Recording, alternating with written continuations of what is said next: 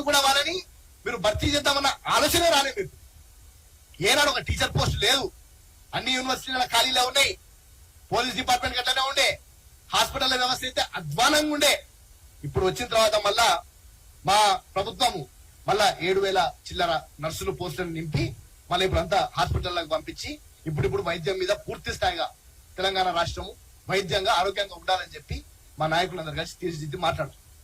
ఇక 2 నోటిఫికేషన్ సంబంధించిన అన్ని కేసులను కూడా కాంగ్రెస్ పార్టీ తరఫున పూర్తి స్థాయిగా మా పార్టీ తరఫున అదే విధంగా అటు ప్రభుత్వం తరఫున మేము పూర్తి స్థాయిగా వాటి మీద పోరాడుతున్నాం. 100కు 100% నిరుద్యోగులకు అండగా నిల్చుంటుందని చెప్పి కూడా మరి చెప్తున్నాం. ఇదే విధంగా ఏదైతే మహిళలకు సంబంధించి కూడా రిజర్వేషన్ కి సంబంధించి కూడా రిక్రూట్మెంట్ పరీక్షలకు హారిజంటల్ చేయాలా వెర్టికల్ వర్తలింప చేయాలనే దానిలో కూడా ఆ వివాదం చాలా ఉండే. దాన్ని కూడా హారిజంటల్ నిబంధనలను పాటించాలని 22 అక్టోబర్ 14 తేదీన హైకోర్టు తీర్పిచ్చింది. దాన్ని కూడా మేము పాటించి మేము ముందరికి వెళ్తున్నాం. ఇన్ని చేస్తుంటే ఏం చేస్తున్నారు మీరు? 10 సంవత్సరాలు మీరేం బిక్కిరు? గడ్డి వీకిరా?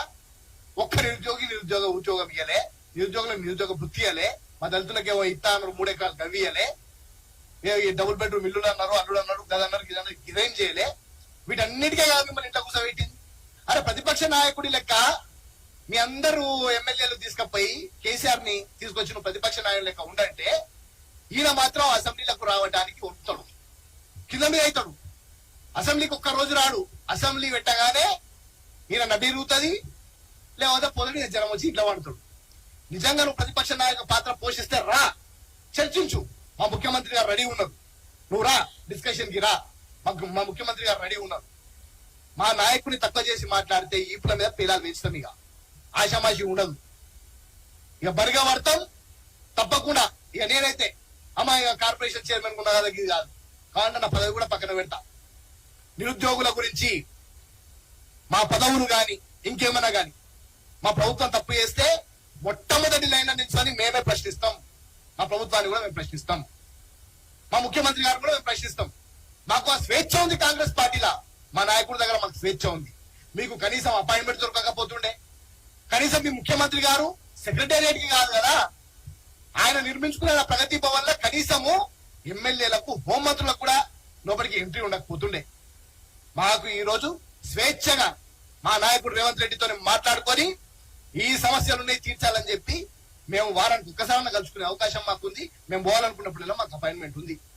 ముఖ్యమంత్రికి అపాయింట్మెంట్ ఇవ్వలేనోడు ఆనాడు ఈ రోజు వాళ్ళని అడ్డం పెట్టుకొని ఈ రోజు రాజకీయాలు చేస్తుండ్రు. దళితులను అడ్డం పెట్టుకొని రాజకీయం చేద్దామని అంటే మాత్రం ఖబర్దార్.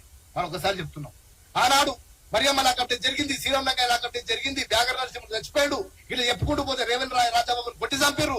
ఇన్ని ఇష్యూస్ అవుతుంటే దళితుల పేర్లు చెప్పుకున్న దళిత ముసుగులో ఉన్న ఈ ఇద్దరు దళిత నాయకులు అటు గాడిద ఇటు బల్కా ఇక ఇద్దరు ఈ రోజు బయటకు వచ్చి ఈ రోజు మా ముఖ్యమంత్రి రేవంత్ రెడ్డి గారి మాట్లాడడం మాత్రం పూర్తి స్థాయిగా మేము ఖండిస్తున్నాం.